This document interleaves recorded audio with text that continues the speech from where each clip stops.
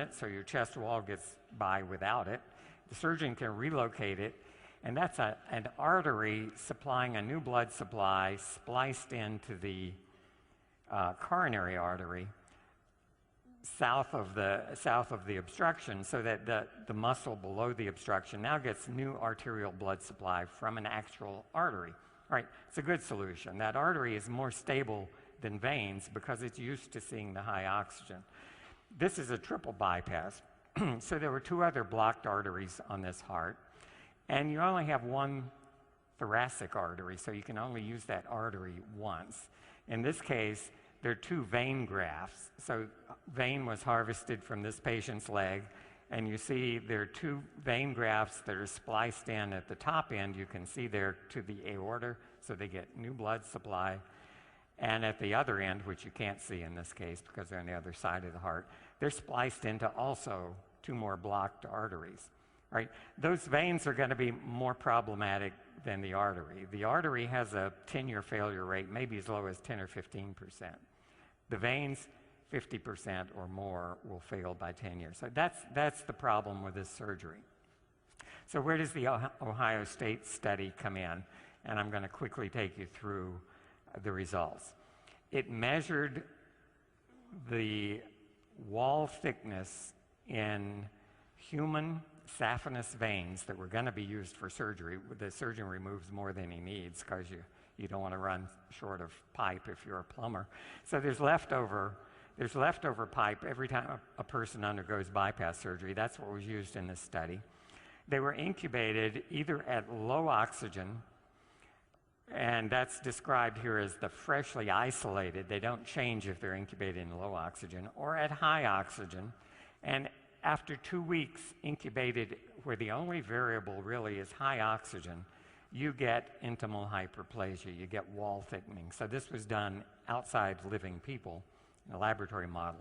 And so the blue bar is where the intimal thickness should be if you're looking at the A panel. The red bar is after 2 weeks at high oxygen, and the wall has already thickened several-fold. And the green bar is the same kind of a culture, except protandem has been added to the culture medium. And so even in high oxygen, the protandem-treated veins have avoided intimal hyperplasia. The walls have not thickened. They're staying at the same thickness as in freshly isolated healthy vein. Here we're measuring the intima in panel A, the media, the next layer in panel B, and what you can see is with protandem in the diagram on the right, the intima and the media layers are still thin. There's a big opening in this pipe. It's conducting lots of blood. The bottom picture is what happens if the thickening occurs, the red bars, and you can see that the area, a cross-sectional area, is reduced maybe by 80% in that diagram. So very little blood is now able to get through. So protandem has blocked this process that's really the bane of cardiac surgeons, because they can do their surgery just fine, but if the consequences, even years, begin sometimes weeks or months, but certainly by years. I think I'm not going to dwell on this. I don't want to turn you into histologists, and these pictures may be ugly.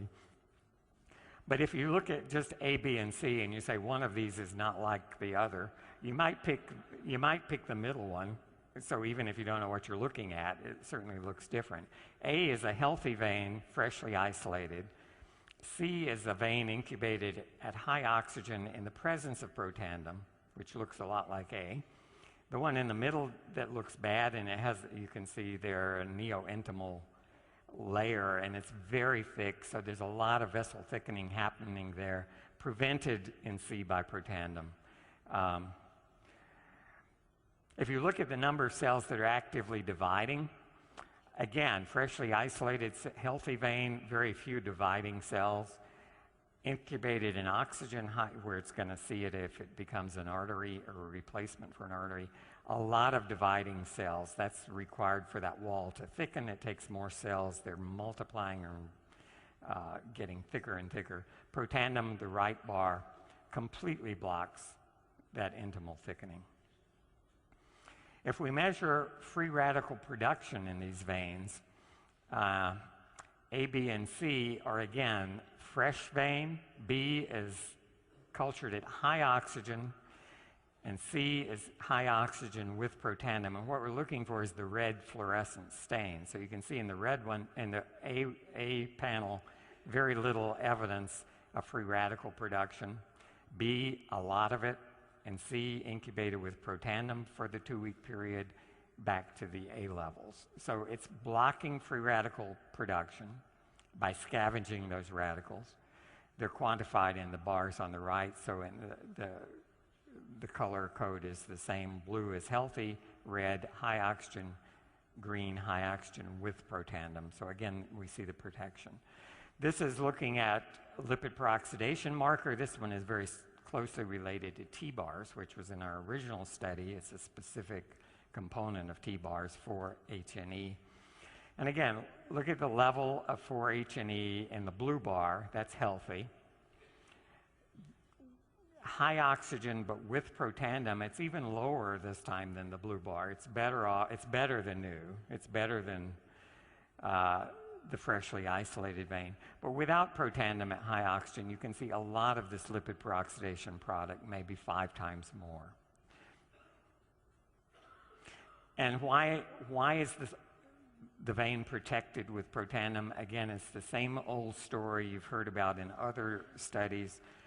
3 important antioxidant enzymes have been sharply upregulated. Again, the blue bar is normal, healthy vein, incubated at high oxygen. The cells haven't induced the enzyme to protect them, but if we add protandem, the green bar, all 3 of these enzymes are dramatically induced to provide the protection that you saw in the previous slides. This is another measure. In this particular case, catalase was focused on because there's a convenient specific inhibitor of catalase. Turned out that catalase is absolutely necessary, but not sufficient necessarily to provide the protection. But catalase is a key enzyme. That's one of the 2 we began this quest of protandem studying, and it turns out to be certainly very important. So the conclusions are that the saphenous veins used in arterial bypass surgery suffer from oxidative stress, and that's no big surprise due to the higher concentration of oxygen in the arterial blood that they're now asked to carry. As a consequence of the oxidative stress, intimal hyperplasia or thickening of the wall occurs, and that can eventually lead to reblockage or restenosis. You may have heard that term used. Restenosis simply means that what was blocked and opened up is now reblocked. And the important part for us, protandem prevented this wall thickening in saphenous veins cultured at high oxygen, suggesting that NERV2 activation may extend the life of arterialized veins in vivo. And I want to show, kind of out of time, but I want to mention angioplasty very quickly. This is a blocked artery, and you see it longitudinally and in cross-section with a big yellow plaque that's occluding part of the lumen. Here, a catheter has been threaded up through the aorta and into the coronary arteries. And this is a very thin-looking wire, but it has an inflatable balloon on the end. And outside the balloon is a little collapsed wire cylinder. This is like if you took a piece of chicken wire and made a cylinder, you could compress it down into a very thin rod. And if you inflate the balloon that's inside, you can expand that cylinder. So that's what the surgeon does. He locates this where the plaque is, inflates the balloon, and you can see that wire mesh cylinder now being inflated, expanded. And that holds the vessel open. Without that wire stent, that's what a stent is. Without the stent, the vessel would collapse when you deflated the balloon, or at least largely. And so here, after you expand the wire mesh, you deflate the balloon, pull it out, and now you've got an artery in the picture on the right in cross-section that has a wire cage holding that plaque against the wall making sure there's a big lumen. The unfortunate part is this is 6 months later. These are from pigs. And on the left, you see a lumen that is wide open, and those little black dots are actually the wires in cross-section of this stent that's been expanded. So you can see it holding that vessel open. If you come back and look at another pig with another stent, but after 6 months, look at the difference. You can see that light pink tissue labeled intimal hyperplasia. That's a proliferation of cells that in only 6 months has closed that lumen down probably 80%. And that's the iatrogenic problem. It was created by placing the stent. The stent did a great job initially, but this is a problem with, and this is a bare metal stent. One of the ways medical device companies have responded to this is many stents are now coated. They're called drug-eluting stents or coated stents, and they have time-release chemicals that inhibit intimal hyperplasia on the metal frame itself. That lasts for a while, and it improves things maybe for a year or two, but not for the really long haul. So intimal hyperplasia is a real problem. Finally, this is carotid endarterectomy, the other procedure. This is the big arteries in the neck. And this is an actual picture of what a frequent location for the plaque develop is a fork in the road. So this carotid artery has a branch in the side of your neck. And that's where plaque often develops. This is what it looks like if the surgeon opens that artery. It looks like a big chunk of a cheeseburger caught in there. And what they do is they literally scrape, if you had a cheeseburger for lunch, I'm sorry, but they literally scrape that out and sew the artery back together. And it works with high success rate. I said after 10 years, about 70% are still fine.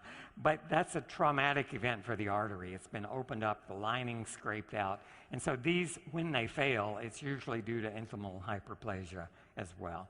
And so finally, whoops, I thought there was one more slide, but maybe not. The implication is that 1.5 million people a year undergo this procedure.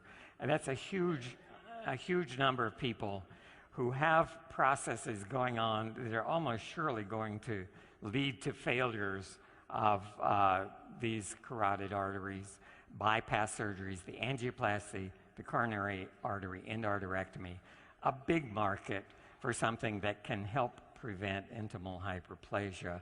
And I think you're connected with a product that might be really useful to do exactly that. So sorry for overtime. Thank you very much.